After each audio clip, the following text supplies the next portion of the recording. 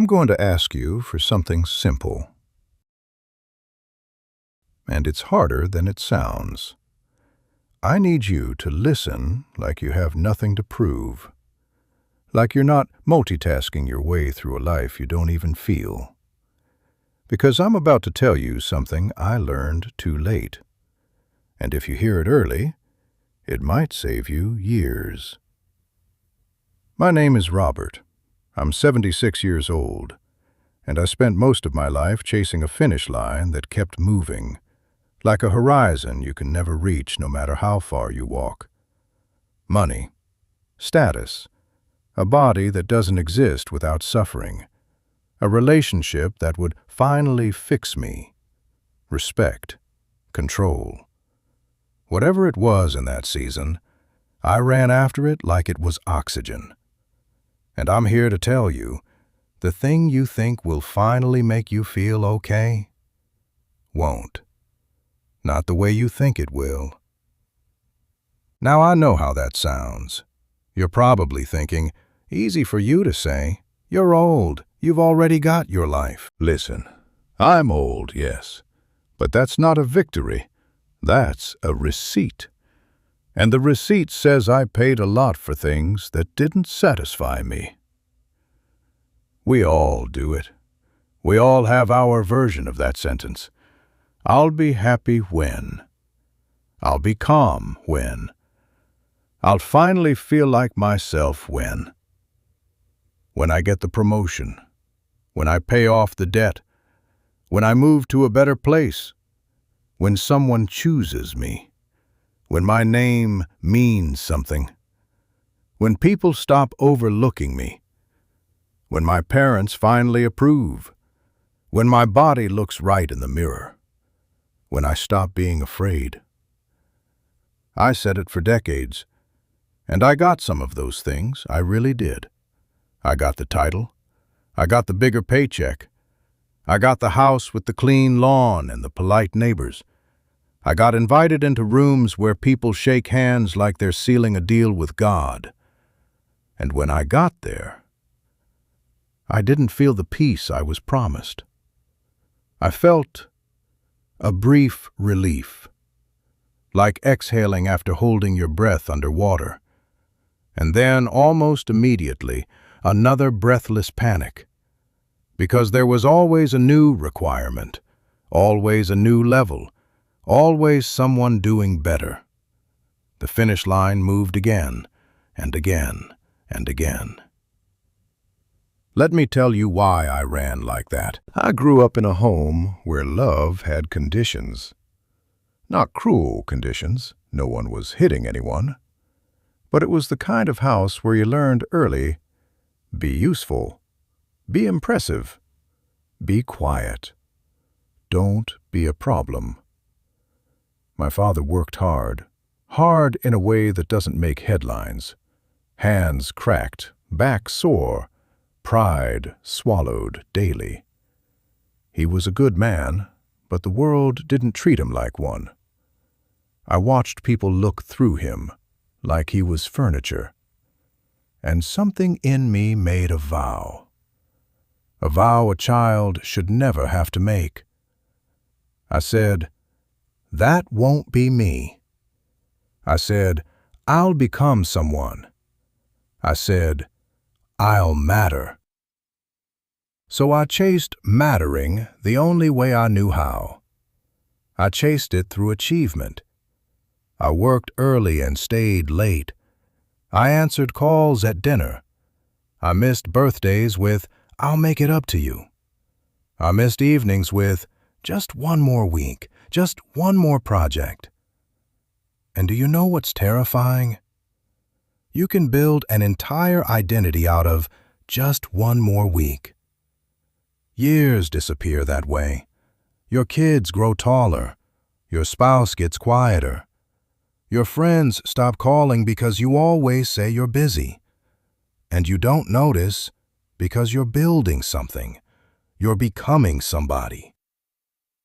I remember one night in particular. I was 49. I had just gotten the office I wanted. Glass walls, good view, a nameplate that made me feel like I'd finally crossed into a new class of human. I sat alone, lights off, looking at the city, and I felt this cold thought land in my chest. Is this it? Not in an ungrateful way, in a stunned way. Like you climb a mountain your whole life, bleeding and sweating, and when you reach the top, the view is fine. And then you see another mountain. That's when it hit me. I wasn't chasing a job. I wasn't even chasing money. I was chasing a feeling I didn't know how to give myself. I was chasing the feeling of being enough. That's the secret underneath a lot of ambition, a lot of grinding, a lot of perfection, a lot of I can't relax until. It's not that you want the car.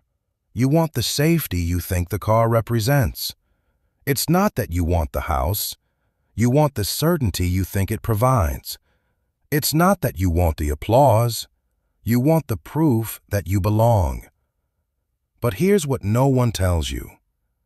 If you don't believe you're enough now, you will not believe it when you make it. You'll just raise the price. You'll say, okay, but now I need. And then you'll need and need and need. And you'll call that motivation. Sometimes it's just insecurity wearing a nice suit. I learned this the hard way in my marriage. I thought love was something you maintain with performance. So I performed. I provided. I paid the bills. I fixed things. I solved problems. I brought home the world in a bag and set it on the table like, look, I did it. And my wife, God bless her patience, she didn't want the world. She wanted me. Not the exhausted version, not the distracted version, not the version that was physically present, but mentally still at the office. She wanted me to look at her, to hear her without trying to correct her, to sit beside her without reaching for my phone or my next plan. One night she said something that still echoes in me. She said, I don't need you to carry everything. I need you to come home. And I remember thinking, I am home. But I wasn't. I was living in some future moment where everything would finally feel stable, where I could finally rest, where I could finally be kind without feeling guilty about it. And I didn't understand the difference between providing and being present. Those are not the same thing, not even close. I'm in my 70s now, and I watch people my age split into two groups. There are the ones still keeping score, still comparing, still angry that someone else got more, still arguing with life like it owes them a better deal. I know a man, 82 years old, still bitter that his brother bought a nicer house 30 years ago. 30 years. He's lived in a prison he built out of comparison. And then there are others, and you can feel it when they walk into a room. They're lighter. Not because their lives were easy. Some of them had it rough. But they're not trying to prove they deserve air. They're here. They're curious. They laugh faster. They forgive quicker. They're not performing. They've made peace with themselves. That's the line. Not wealth, not youth, not even health. It's whether you're still chasing who you think you should be, or whether you've decided you're allowed to be here. Let me tell you what freedom feels like. Freedom isn't a bigger bank account. I've met rich people who are terrified every day of losing it, aging, being exposed. Real freedom is quieter.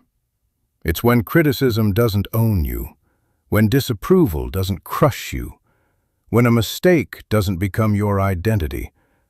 It's when you stop bargaining with your worth. When you can look in the mirror, wrinkles, tired eyes, imperfect story, and say, yeah, that's me. And I'm not at war with him anymore. Here's the part I wish someone had grabbed me by the shoulders and said when I was 28. Your fear will not disappear when your circumstances improve. Your fear will just find a new object. I thought paying off debt would calm me. It didn't. Then I worried about retirement. Then I worried about health. Then I worried about my kids. Then I worried about legacy. Then I worried about being forgotten. The fear is clever. It changes costumes.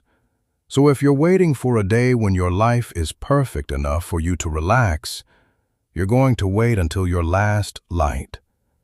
Because life doesn't do perfect. Life does real. There will always be something unfinished, always something uncertain, always something you can't control. And that's not a flaw. That's the deal. So the question becomes, can you be okay now? Not when everything works out. Now. Can you stop postponing your life? Because I promise you this, the arrival doesn't feel like you think it will feel. You'll get there and your mind will say, good, now what?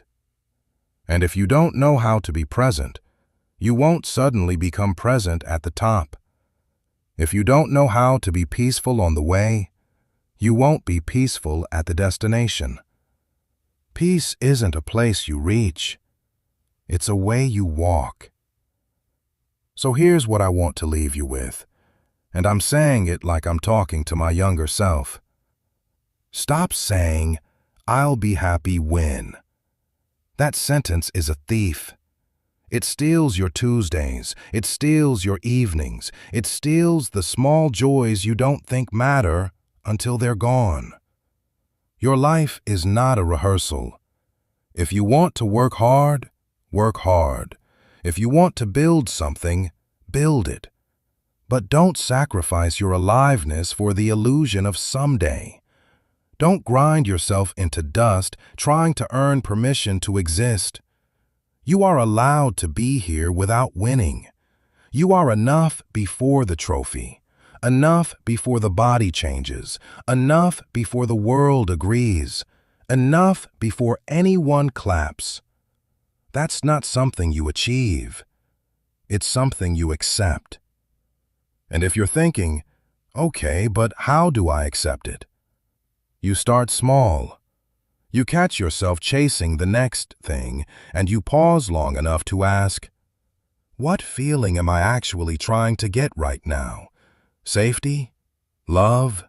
Respect? Relief? And then you give yourself a moment of it right there without earning it. A breath, a softer voice in your head, a little kindness instead of another punishment. That's where it begins. I'm 76. I've made mistakes I can't undo. I've missed moments I would pay anything to relive for 5 minutes. But I'm telling you, the peace you're waiting for isn't at the end of your checklist. It's inside you. It always has been. You just have to stop running long enough to notice you're already carrying it. If this hit you in the chest, share it with someone who's living like they're late for a life they haven't started yet. And tell me in the comments, what's your I'll be happy when? What are you waiting for? And what would change today if you decided you were enough right now?